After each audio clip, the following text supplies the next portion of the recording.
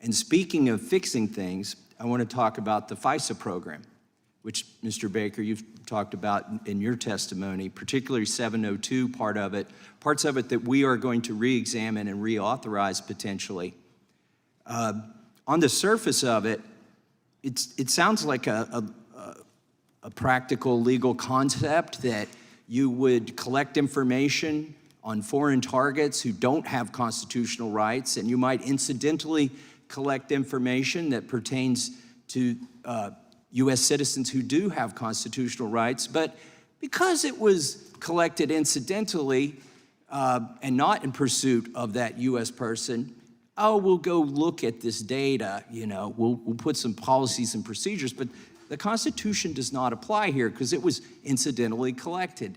Well, if the incidental collection were small enough, that might be a valid concept. The problem is we've collected millions of exabytes of data.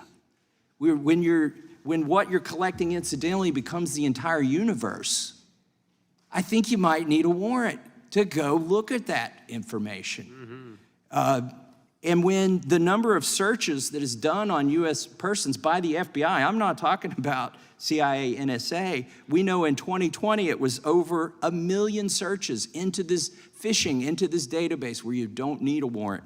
And then in 2021, it went from 1 million to over 3 million searches.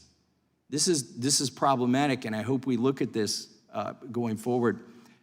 Mr. Baker, you mentioned something in your written testimony I don't think you got a chance to speak about here today. Can you tell us what reverse targeting is and Yes. why we might want to be concerned about that? Yes, and it's not well understood, but in a nutshell, here it is. The CIA and the NSA are forbidden to target Americans, as you know. They often, and as you said, the numbers are in vast numbers where they pick up Americans most of the time just by incidental collection, and the Americans are not really doing anything wrong.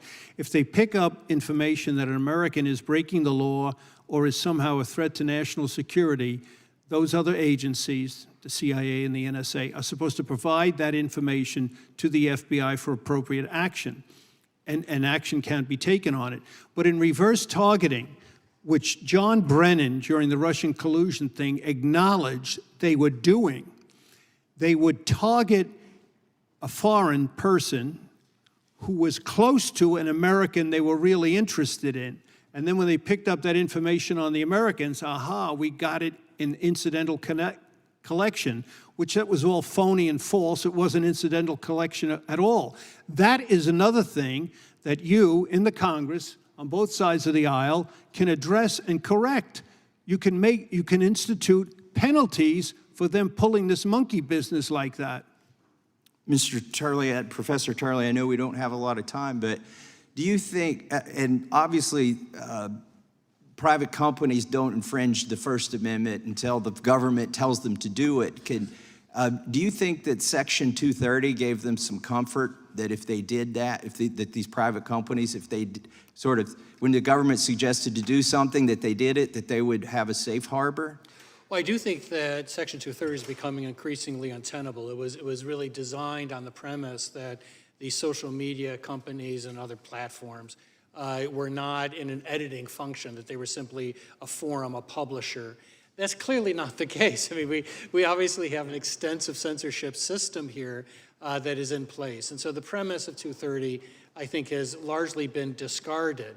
But the implications of what has been created cannot be really overstated.